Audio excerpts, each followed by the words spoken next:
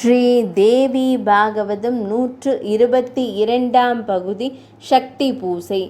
அதன்பின் இருவரும் சுமேத மன்னரை வணங்கி, சுவாமி, தேவியின் நவாக்ஷர மந்திரத்தை எனக்கு உபதேசித்தால் நாங்கள் தேவியை முறைப்படி தியானிப்போம் என்றனர்.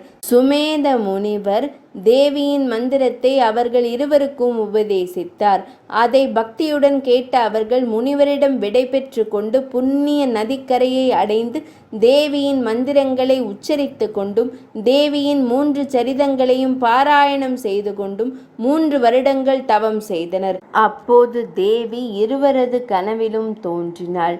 கண் விழித்ததும் அவளை காணவில்லை. அவளை நேரில் காண வேண்டும் என்பதற்காக அவர்கள் பல காலம் தவம் செய்தனர். அப்போதும் அவள் நேரில் வரவில்லை. அதனால் அவர்கள் ஹோமகுண்டம் அமைத்து அதில் அக்னியை மூட்டி தனது உடல் உறுப்புகளை துண்டு துண்டாக வெட்டி ஹோமகுண்டத்தில் இட்டனர். அதை கண்டு வியந்த தேவி அவர்கள் முன் தோன்றி, பக்தர்களே, உங்களுக்கு தேவையான வரங்களை கேளுங்கள் என்று கூற, சுரத மன்னன், தேவி, உன்னை கண்டதே பெரும் பேராகும்.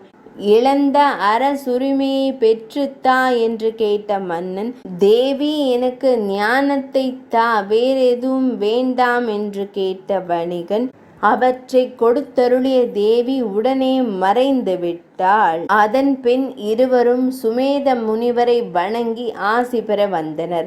அங்கு அரசனின் அமைச்சர்கள் அனைவரும் வந்து நாட்டை பொறுப்பேற்று நல்ல முறையில் அரசாளும்படி வேண்டினர். அரசன் நாட்டிற்கு சென்று அரசுரிமையை பெற்றான்.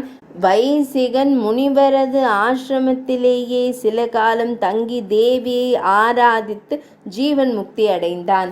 ஜனமேஜய மன்னா, இந்த தேவி பாகவதத்தின் 5வது ஸ்கந்தத்தை கேட்பவன் சம்சார வாழ்க்கையின் இன்பங்கள் அனைத்தையும் தடையின்றி அனுபவித்து புகழ் பெற்று என்றும் பேரின்பத்தை தரும் தேவியின் திருவடியை அடைவான் என்றார். இவ்வாறு வியாசமா முனிவர் கூறியதாக சூதமா முனிவர் கூறிவிட்டு, சௌனகாதி முனிவர்களே, இந்த சிறப்பான 5வது ஸ்கந்தத்தை நீங்களும் கேட்டு சகல சௌபாக்கியங்களையும் பெற்று இன்புறுங்கள் என்றார். 122ஆம் பகுதி நிறைவடைந்தது.